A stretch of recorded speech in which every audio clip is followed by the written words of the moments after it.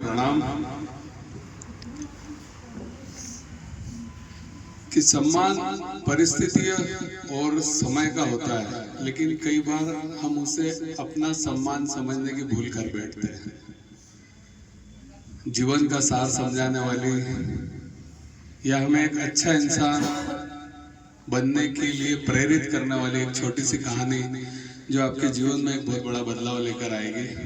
कहानी है, एक बार एक पिता अपने बच्चे के साथ एक 5 स्टार होटल में खाना खा रहे थे।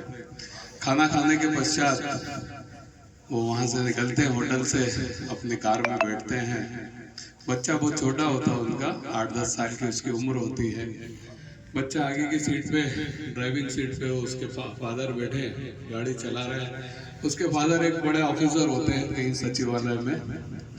तो गाड़ी चलाते चलाते वो अपने बच्चों से अपनी तारीफ खुद करते हुए बड़े बड़े डिंगे मारते हैं कि मैं ऐसा, मैं वैसा, मेरा ऐसा रुतबा है, मेरा ये है, मेरा वो है। बच्चों को बड़ी बड़ी बातें बता रहे होते हैं। बच्चा सुन रहा होता है, छोटा बच्चा है, अपने पिता की बातचीत सुनते हैं। गाड़ी चलती जा रही है, फादर अपनी बात बता रहे हैं, बच्चा सुनता जा रहा है। रास्ते में बड़ी बड़ी बातें चल रही है और रास्ते में एक हवलदार गाड़ी को रोक लेता है और उसके पिताजी से लाइसेंस मांगता है कि लाइए लाइसेंस दिखाइए। बोले तू जानता नहीं मेरे को, मैं कौन हूँ, मैं क्या हूँ, ये वो सब बड़ी बड़ी बातें। फिर वही कि मैं सचिवालय में हूँ, तुम जैसे छोटे मोटे के ट्रांसफर तो मैं रोज यूँ ही करता रहता हूँ, ऐसा वैसा बड़े बड़े। उसके सामने भी बच्चा है, सब देख रहा होता है। हवलदार मानता नहीं, आप जो भी है लेकिन आप लाइसेंस दिखाओ नहीं तो आपका चालान कटेगा। पिताजी फिर भी जो अपनी ऑफिसरी का दाग जमाते हैं और कि तू जानता नहीं, मैं इससे बात करवा दूं, तेरी उससे करवा दूं। बहुत देर बहस चलती है, बच्चा ये सब देख रहा होता है। फिर बहस का नतीजा निकलता है, हवलदार कहता है चलिए ठीक है सर, मैं मान लेता हूँ आप बड़े ऑफिसर हैं, ये है, लेकिन आपने सीट बेल्ट नहीं लगाया ना आपके बच्चे ने सीट बेल्ट लगाया। आप सीट बेल्ट लगा लीजिए, मैं आपको जाने दूंगा।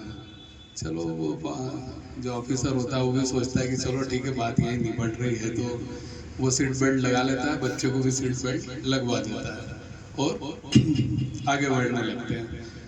आगे बढ़ने लगते हैं, वापस फादर अपनी कि जानता नहीं रहा है मेरे को, ऐसा वैसा मुझे रोक रहा था, मैं इससे लाइसेंस पूछ रहा था, इनके जैसे को तो हम यही ऐसे ही ट्रांसफर करते रहते हैं, ऐसा वैसा। इतने में थोड़ा सा आगे बढ़ते हैं और एक पीछे बहुत बड़ा एक्सीडेंट होता है।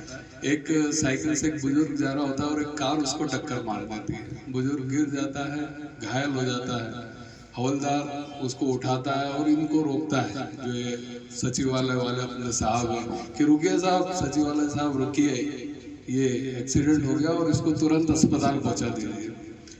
ये स्थिति को देखते हैं और बोलते हैं नहीं नहीं, मेरी माताजी बीमार है, मुझे जल्दी जाना। और ये कुछ भी अपने ऐसे मतलब बहाने मारते हैं और बोलते हैं नहीं नहीं मुझे जल्दी जाना है, और ये और उसकी मदद नहीं करते और चले जाते हैं। ये बात भी बच्चा नोटिस कर रहा होता है, देख रहा होता है। ठीक है साहब, रास्ते में चलते चलते वापस से अपनी वही सारी बातें करते करते घर पहुंच जाते हैं। अगले दिन सुबह बच्चा अखबार में देखता है तो वो देखता है, बच्चे के मन में तो आ रहा था कि फादर ने मेरे मदद नहीं करी, इस जरूरतमंद की मदद करना थी इनको, और इन्होंने बहाना करके और गाड़ी आगे बढ़ा ली। सुबह उसने पढ़ा कि एक हवलदार ने एक घायल हुए वृद्ध को आधा किलोमीटर तक अपने कंधे पे उठाकर और अस्पताल लेके गए। बड़ा उसको लगा कि मेरे फादर ने मदद नहीं करी। और देखिए हवलदार, उसके मन में यही आया कि क्या हवलदार बड़ा है या मेरे पिता बड़े हैं। ये ख्याल उसके मन में चलता रहा और वो अखबार ले जाके अपने पिताजी को देता है। वो बोलता है पिताजी पढ़िए, एक बहुत काम की खबर छपी आपके लिए। तो कहानी बहुत छोटी सी है लेकिन इसका सार बहुत बड़ा है।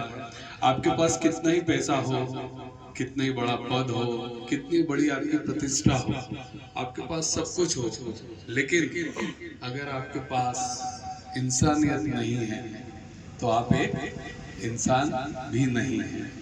तो ये छोटी सी कहानी है जो हमें जीवन में हमारा परिचय हमसे करवाती है। दया, प्रेम, करुणा ये हमारे अंदर होना चाहिए। दूसरों की मदद करने का भाव हमारे अंदर होना चाहिए। एक अच्छे इंसान बनने की प्रेरणा ये कहानी हमें देती है। तो आज के लिए बस इतना ही था। एक सुंदर भजन हम करते हैं, उसके बाद अगले प्रयोग में प्रवेश करेंगे।